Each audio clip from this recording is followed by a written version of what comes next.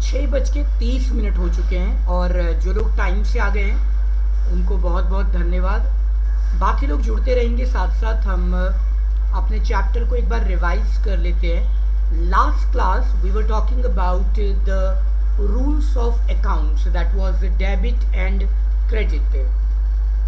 सो हमने रूल पढ़ा था डेबिट और क्रेडिट का, जिसमें बताया गया what comes in debit, what goes out credit, और कंपनी में आने वाली संपत्ति को डेबिट किया जाता है, कंपनी से जाने वाली संपत्ति को हम क्रेडिट कर देते हैं। इसका सीधा सा मतलब है कि जो चीज़ कंपनी में बढ़ रही है वो हम डेबिट साइड में लिख देते हैं और जो चीज़ घट रही है उसे हम क्रेडिट साइड में लिख देते हैं, अगर वो हमारा रियल अकाउंट है तो, यानी कि हमारी कंपनी की असेट्स है, संपत्ति है। आई बिलीव दैट आपको कोई डाउट नहीं होगा पिछले लेसन का, और मैंने साथ ही साथ आपको यहाँ पर एग्जाम्पल भी दिया कि हम सबसे पहले अकाउंट्स में नाउन को आइडेंटिफाई करते हैं, उन्हें कैटेगराइज करते हैं ये कौन से टाइप का अकाउंट है, और उसके बाद में हम उसको ईजिली डेबिट और क्रेडिट कर देते हैं, क्योंकि अभी हम नए लर्नर्स हैं। अच्छा, सबसे इम्पॉर्टेंट चीज़ है कि देखिए टैली के अंदर ये हमारा काम नहीं है कि हम ये ट्रांजैक्शन करें, हमें ट्रांजैक्शन ऑटोमेटिक मिलेगी, वाउचर्स हमें पहले से मिलते हैं, लेकिन फिर भी आपकी नॉलेज को बढ़ाने के लिए हम ये टॉपिक कवर कर रहे हैं, ताकि आपको फ्यूचर में टैली पढ़ाने में या जॉब इंटरव्यू में कोई प्रॉब्लम ना हो। इसीलिए आपका थ्योरेटिकल पार्ट स्ट्रॉन्ग किया जा रहा है। तो हमने ये भी कवर किया, देन मैंने आपको बताया कुछ और एग्जाम्पल्स के साथ में, और मैंने आपको ये भी याद दिलाया कि ज़रूरी नहीं कि आपको दोनों अकाउंट्स के रूल पता हो। जैसे कि इस एग्जाम्पल में हमने देखा कि हमारे पास दो अकाउंट सैलरी और कैश है, एक नॉमिनल और एक रियल है।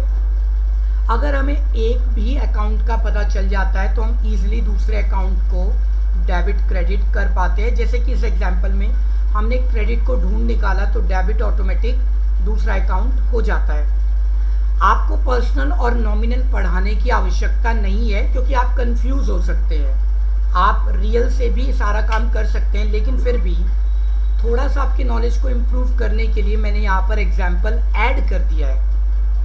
तो आप चाहें तो इसको नोट कर सकते हैं और स्क्रीनशॉट भी ले सकते हैं। मैं इस पे ज़्यादा फोकस नहीं दूंगा, क्योंकि हमारा काम अगर रियल से निकल रहा है तो हम बाकी को ज़्यादा डीप में नहीं कर रहे हैं। सो पर्सनल अकाउंट में भी डेबिट और क्रेडिट का रूल होता है। रिसीवर ऑलवेज क्रेडिट बस goes out, that's right. So receiver always debit and giver always credit. इसको हम अपनी भाषा में आसान कर लेते हैं, दैट इज कंपनी से पाने वाला, प्राप्त करने वाला डेबिट साइड में होता है और कंपनी को देने वाला क्रेडिट साइड में हो जाता है। चलिए एक एग्जांपल देख लेते हैं। अभी यहाँ पर एक कार परचेज की गई टाटा मोटर्स से ऑन क्रेडिट। ऑन क्रेडिट का मतलब उधार, बैंक, नगद पैसा नहीं दिया गया है। Bank to Tata Motors. दोबारा रिपीट कीजिए।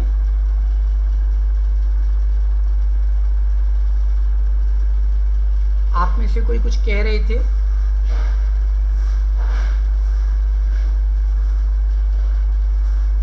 अच्छा ठीक है। सो मैं आपको ये कवर करा रहा हूँ। तो इसमें हमारे पास दो अकाउंट इस समय हो गए।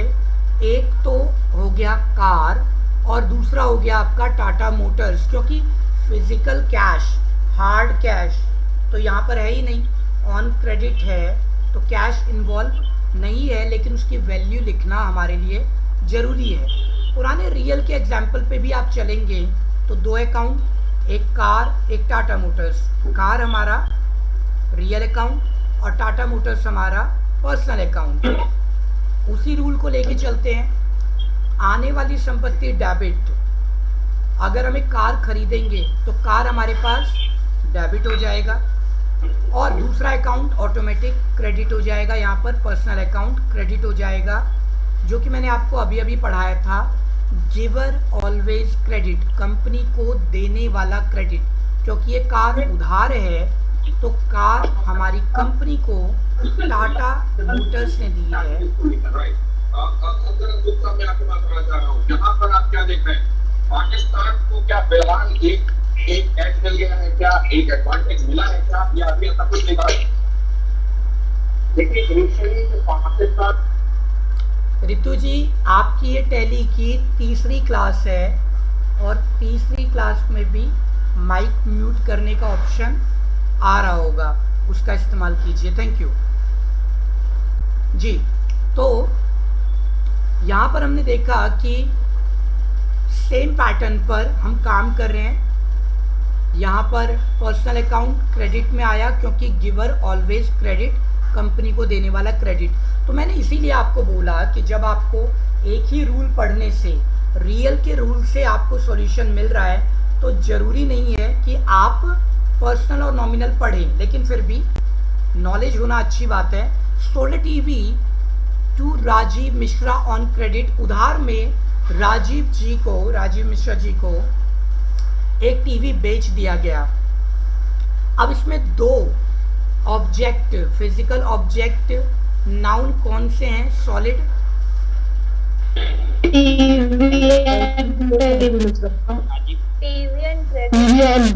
राजीव मिश्रा। बिल्कुल। इसमें कैश नहीं है, कैश की वैल्यू लिखना जरूरी है, क्योंकि ये तो पता चले ना कितने रुपए का टीवी गया, साथ ही साथ राजीव मिश्रा से कितने पैसे आने हैं। अभी आए नहीं है, ऑन क्रेडिट है, तो इसमें दो अकाउंट आपके टीवी और राजीव मिश्रा हैं। तो जो हमारा टीवी है वो कौन से टाइप का अकाउंट है? Real, personal, nominal? Real account. Very good. अब देखिए यहाँ पर रियल अकाउंट का रूल कहता है आने वाला डेबिट, जाने वाला क्रेडिट। तो टीवी डेबिट में जाएगा, क्रेडिट में? क्रेडिट में। Very good, excellent job. तो यहाँ पर टीवी हो गया क्रेडिट, तो पर्सनल अकाउंट ऑटोमेटिक डेबिट में आ गया। लेकिन अगर हम रूल लगा लेते हैं, रिसीवर ऑलवेज डेबिट, कंपनी से पाने वाला, कंपनी से प्राप्त करने वाला हमारा डेबिट साइड में होता है, जैसा कि एग्जाम्पल दिख रहा है आपको। तो जरूरी नहीं कि आप सारे रूल पढ़ें, लेकिन नॉलेज है तो आप अच्छे तरीके से उसको कवर कर सकते हैं। अच्छा, तो अच्छी बात है, आप सीख रहे हैं। एक और एग्जाम्पल है, paid to Tata Motors. Tata Motors से आपने एक बार कार उधार ले ली थी, अब टाइम है उसको पैसे देने का। तो यहाँ पर दो अकाउंट कौन कौन से निकले? Tata Motors and cash. दूसरा एक क्या? बिल्कुल। आप लोग थोड़ा धीरे बोलेंगे तो भी आवाज़ आएगी, मेरा स्पीकर बहुत तेज है, तो नॉर्मल भी आ जाएगा। ठीक है, थैंक यू, गुड जॉब, आप बहुत अच्छा सीख रहे हैं। Tata Motors and cash. तो टाटा मोटर्स पर्सनल अकाउंट और कैश हमारा रियल अकाउंट। अब इसमें क्या डेबिट होगा, क्या क्रेडिट होगा? कैश क्रेडिट होगा और टाटा मोटर्स डेबिट। बिल्कुल सही। तो आपकी कंपनी से पैसा जा रहा है, जाने वाली संपत्ति क्रेडिट में हो गई, तो ऑटोमेटिक हमारा पर्सनल अकाउंट डेबिट में आ गया, क्योंकि रिसीवर ऑलवेज डेबिट, कंपनी से पाने वाला। अभी जो पैसा जा रहा है वो टाटा मोटर्स को जा रहा है, इसलिए वो डेबिट में आ गए। नॉमिनल अकाउंट का रूल भी आप पढ़ लीजिए। नॉमिनल अकाउंट कहता है कि जितने भी हमारे खर्च हैं, एक्सपेंस और लॉस है, वो डेबिट में जाएंगे। All the profit and gains are credit. बिल्कुल सही। सो सभी खर्च और हानि debit, profit gains are credit. हमने इसे ले लिया, ठीक है। किसी साथी का मैसेज आया, 1 मिनट, आप लोग अपनी अटेंडेंस को फिल कर दीजिए। आपके लिए आपके चैट बॉक्स में एक अटेंडेंस है, 1 मिनट का टाइम लगेगा, सिर्फ नाम और कॉन्टेक्ट नंबर फिल कर दीजिएगा। 28 पार्टिसिपेंट्स, थैंक यू, आप लोग रेगुलर हैं, very good job. Last 10 seconds है, आप अपनी अटेंडेंस को फिल कर लीजिए और फिर साथ साथ करते रहिएगा। चलिए, करते रहिए, आगे चलते हैं। तो रूल फिर उसी का इस्तेमाल करते हैं। मैंने इसको और ज़्यादा सिंपल कर दिया। देखिए क्या होता है कि एक्सपेंस और लॉस कौन कौन से होते हैं, इनकम एंड प्रॉफिट क्या होती है, इसको छोटा सा समझते हैं। आप सड़क पर जा रहे हैं और जाते हुए आपको एक गोलगप्पे की दुकान दिखी, पानी पूरी की दुकान दिखी, और आपने उस गोलगप्पे की दुकान से गोलगप्पे खाए और आपने 20 रुपये पे कर दिए। तो क्या ये लॉस है या एक्सपेंस है, खर्च है या लॉस? एक्सपेंस। Very good. और सड़क पे चलते हुए आपके 20 रुपए का नोट गिर गया, खो गया, अब क्या हुआ? लॉस। लॉस हो गया। ठीक है, ये बात आप समझते हैं, वेरी गुड, राइट। अब यहाँ पर देखिए मैंने ट्रांजैक्शन आपके लिए आसान कर दिया कि आमतौर पर कंपनियों के लिए एक्सपेंस अलग अलग कंपनी में अलग अलग होते हैं, जिसका जैसा कारोबार, सैलरी अकाउंट, रेंट, जो भी आप पे करते हैं, डिस्काउंट देना पड़ता है कभी कस्टमर को, आप ब्याज देते हैं, कभी कोई लोन आपने लिया है, या कभी चोरी हो गई आपके पास, कभी सामान चोरी हो जाता है, पैसा चोरी हो जाता है काउंटर से, पता नहीं चल पाता है, तो ये सारी चीज़ें हैं। अच्छा, कोई टाइपिंग मिस्टेक होगी कभी तो उसको एडजस्ट कर लिया कीजिएगा। तो ये रहा। इसके बाद में हमारे पास है प्रॉफिट। देखो एक चीज़ तो सिंपल है, आपने 10 रुपये का सामान खरीदा और 11 रुपये का बेचा, वो 1 रुपये आपका रेगुलर बिजनेस है, प्रॉफिट होता है। प्रॉफिट। कुछ एक्स्ट्रा इनकम है जो एक्सपेक्टेड नहीं होते हैं, अनएक्सपेक्टेड है, जिसके भरोसे कोई काम नहीं होगा ना।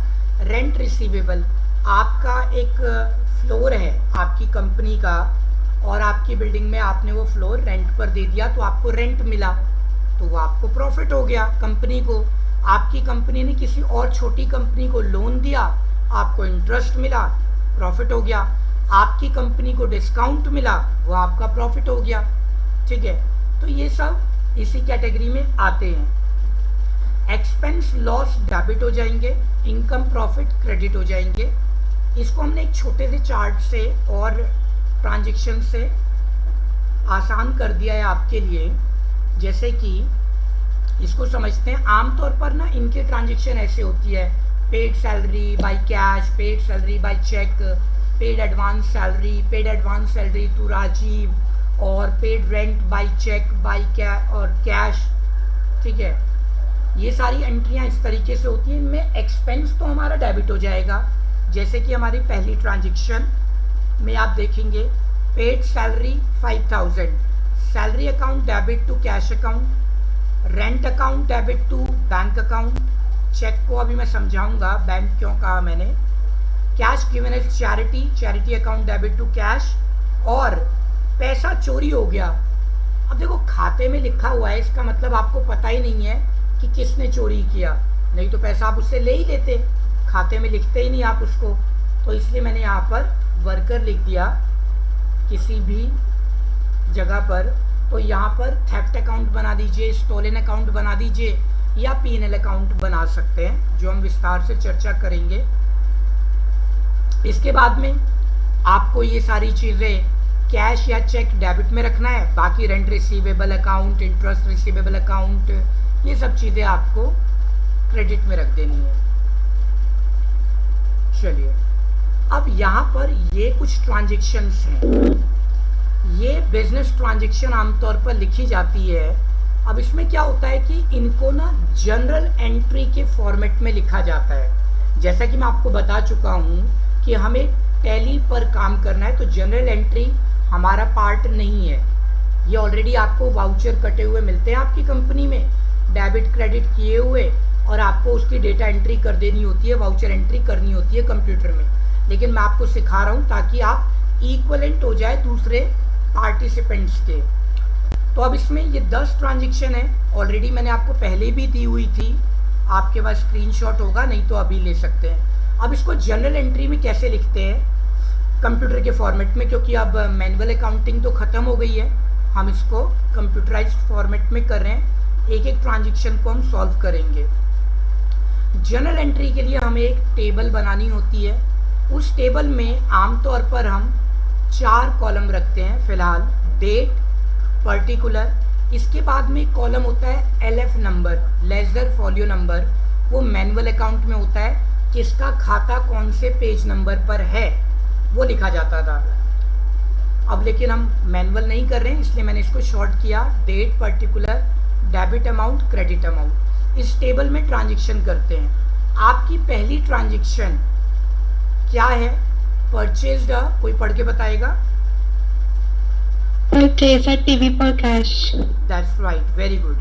अब इसमें क्या है कि आपकी ट्रांजेक्शन में क्या डेबिट होगा, क्या क्रेडिट होगा? TV account debit to cash account. Very good, excellent job.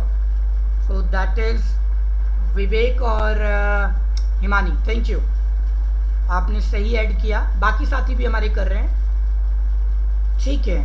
अब यहाँ पर हमने ट्रांजेक्शन को कुछ इस तरीके से लिखा अपनी कॉपी के अंदर ताकि हम इसको समझ पाएँ। अभी हमारे पास डेट नहीं है तो मैंने इसको नंबर डाल दिया। यहाँ मैंने लिखा टीवी अकाउंट, स्पेस डाल करके डेबिट लिखा और इसके साथ में डेबिट साइड का अमाउंट लिख दिया मैंने और एक लाइन को ब्रेक किया, 2 लिख करके कैश अकाउंट लिखा मैंने और अमाउंट लिख दिया। नीचे मैंने यहाँ पर इसकी नरेशन लिख दी है, ये इसको हम नरेशन कहते हैं। आमतौर पर इसका मतलब होता है कि इस पूरी ट्रांजैक्शन में क्या बिजनेस हुआ है, क्या काम हुआ है। अब देखिए क्या होता है, जब आप किसी कंपनी में जॉब कर रहे हैं और आपके सामने ये ट्रांजैक्शन मिले तो हो सकता है आपके लिए कंफ्यूजिंग हो कि क्या बिजनेस हुआ, आप कंफ्यूज हो सकते हैं। तो ये पढ़ करके नरेशन आपको समझ आ जाता है क्या बिजनेस हुआ है। वैसे आमतौर पर अच्छे अकाउंटेंट नरेशन लिखते ही नहीं हैं, वो छोड़ देते हैं क्योंकि वो एंट्री सिर्फ उनके लिए होती हैं, उनके अलावा कोई समझ ना पाए आमतौर पर। वैसे ट्रांजैक्शन बड़ी सिंपल है, हम समझ जाएंगे, लेकिन कुछ ट्रांजैक्शन थोड़ी सी कंफ्यूजन वाली होती है। तो नरेशन में क्या होता है, अगर आपको इंग्लिश बहुत अच्छी नहीं आती है तो स्टार्ट कीजिए बीइंग और जो भी ट्रांजैक्शन है वो पूरा उतार सकते हैं। परचेज अ टीवी लिख सकते हैं फॉर कैश, चल जाएगा, कोई टेंशन नहीं है। अच्छा, यहाँ 2 लिख दिया गया है तो आपको यहाँ पर लिखने की ज़रूरत नहीं है। CR ये इसका फॉर्मेट है, ये एक्चुअल में स्कूल एग्ज़ाम वगैरह में वो इसी तरीके का फॉर्मेट मांगते हैं, इसलिए मैंने ये बनाया है। तो यहाँ पर 2 का मतलब क्रेडिट होता है और बाई का मतलब होता है डेबिट। अभी टैली में ना आपको ये दिखाई देगा कि आप डेबिट और क्रेडिट नहीं देख पाएंगे, तो वो आपको एक ऑप्शन देगा F12 के अंदर, ठीक है, use CRDR instead of by and to. Practical में आएगा, मैं आपको समझा दूंगा। चलिए अब नेक्स्ट है हमारा इसके अंदर, तो ये फॉर्मेट तो आपको समझ आ गया होगा क्योंकि आप पहले से डेबिट क्रेडिट करना सीख चुके हैं। एक दूसरी ट्रांजैक्शन कोई पढ़ के बताएगा मुझे?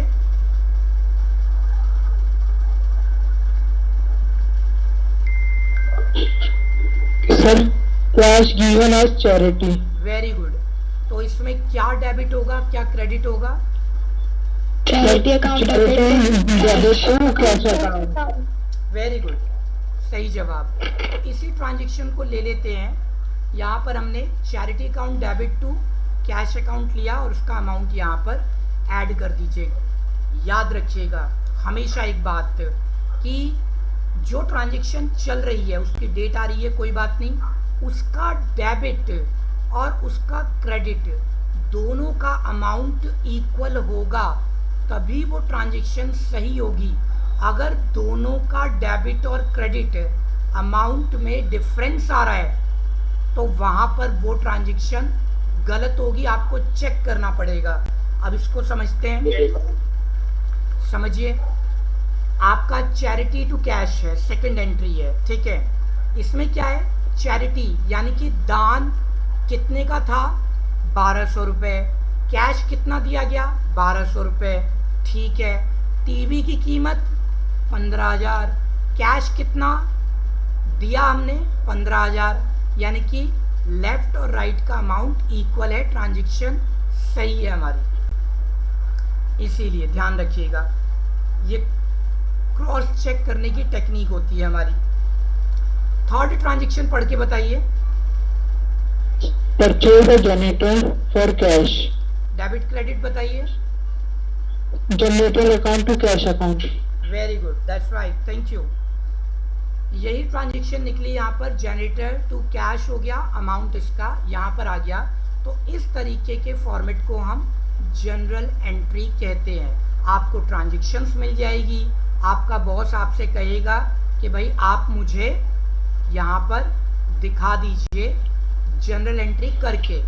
मान लीजिए वो मैनुअल मांगता है तो आप मैनुअल भी आराम से कर सकते हैं। ये हमारी ट्रांजेक्शन है जिसको हमने जनरल एंट्री कर दी है। ठीक है, तो मैं ज़्यादा सॉल्व नहीं कर रहा हूँ, बाकी आप अपने आप ही सॉल्व करेंगे। चलिए, अब क्या होता है कि एक दूसरा टॉपिक पढ़ते हैं। एक नई टेक्नोलॉजी जब हम सीखते हैं तो नई टेक्नोलॉजी के नई शब्दावली यानी कि उसके नए वर्ड्स भी हमें सीखने होते हैं। ये हमें ध्यान रखना पड़ता है कि उस टेक्नोलॉजी के नए वर्ड्स क्या होंगे। जैसे कि अभी आपने सीख लिया डेबिट और क्रेडिट सीखा आपने, जर्नल एंट्री एक नया शब्द आपने सीखा यहाँ पर, real account, personal account, nominal account, ये सब चीज़ें आपने अभी यहाँ पर सीखी हैं। ऐसे ही क्या होता है साथियों कि जब आप किसी कस्टमर केयर को कॉल करते हैं और आप उससे कहते हैं जो लिखा हुआ जाता है, लिखा हुआ आता है, ना तो वो जा रहा है ना तो वो आ रहा है। कॉल सेंटर एजेंट के लिए वो डिफ़िकल्ट होता है।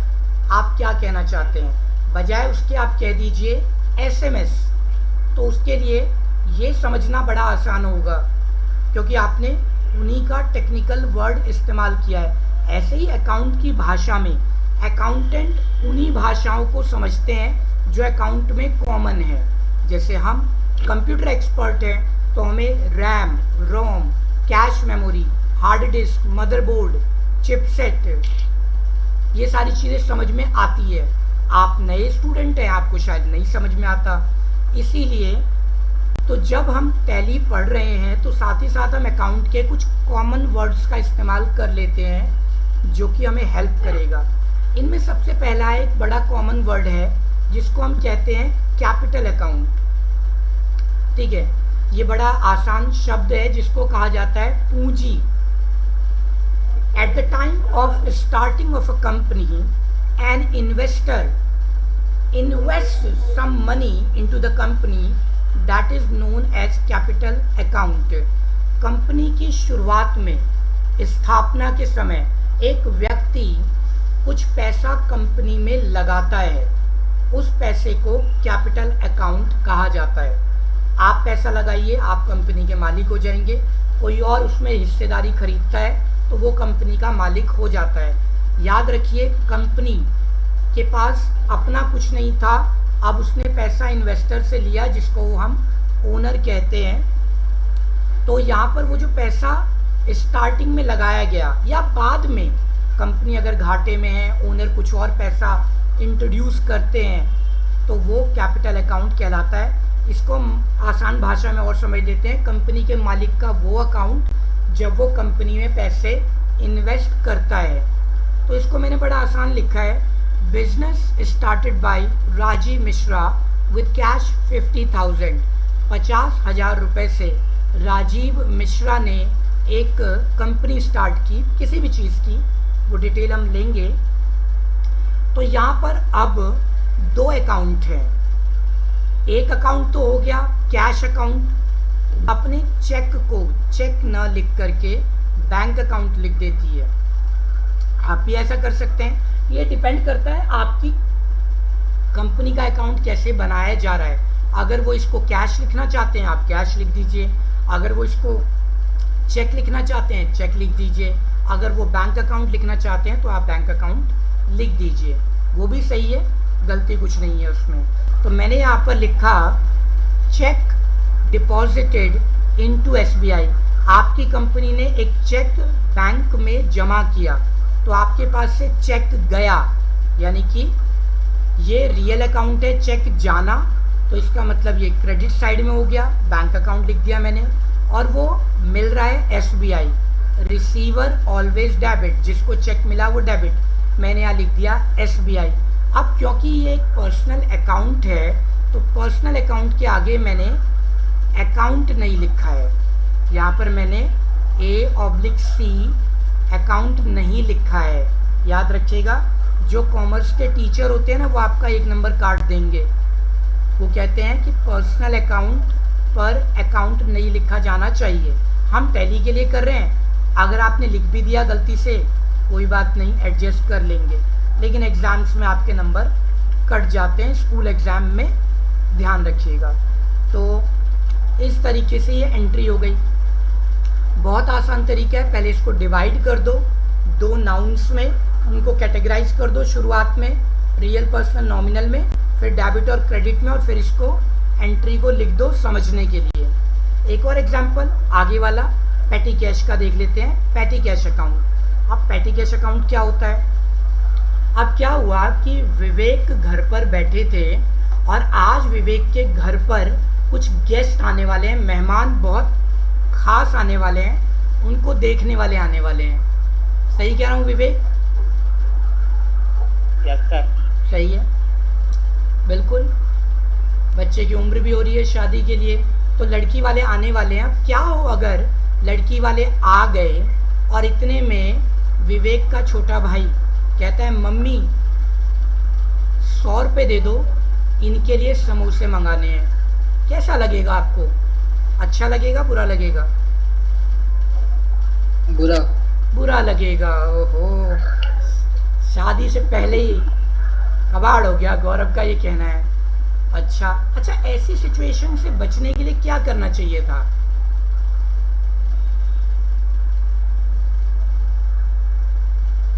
ऐसी परेशानी ना आए, क्या करना चाहिए था? Sir, we should have some savings. Yes, that's so we should order the things before the arrival of the people.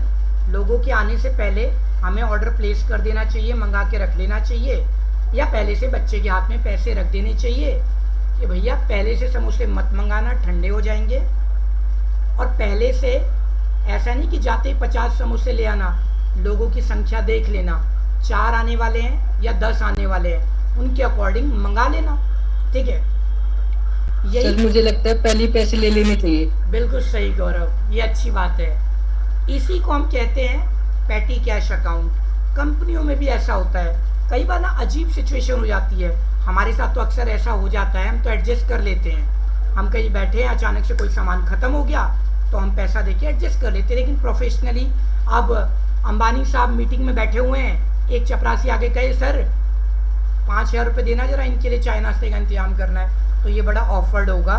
तो हमें क्या करना होता है कि पहले से ही अकाउंटेंट को कुछ पैसे दे देने चाहिए जो छोटे छोटे खर्चों के लिए दिए जाते हैं। वो एक्चुअल में किसी की सैलरी नहीं है, वो पैसा होता है कुछ छोटे छोटे खर्चों को करने के लिए, बार बार पैसे लेने ना पड़े।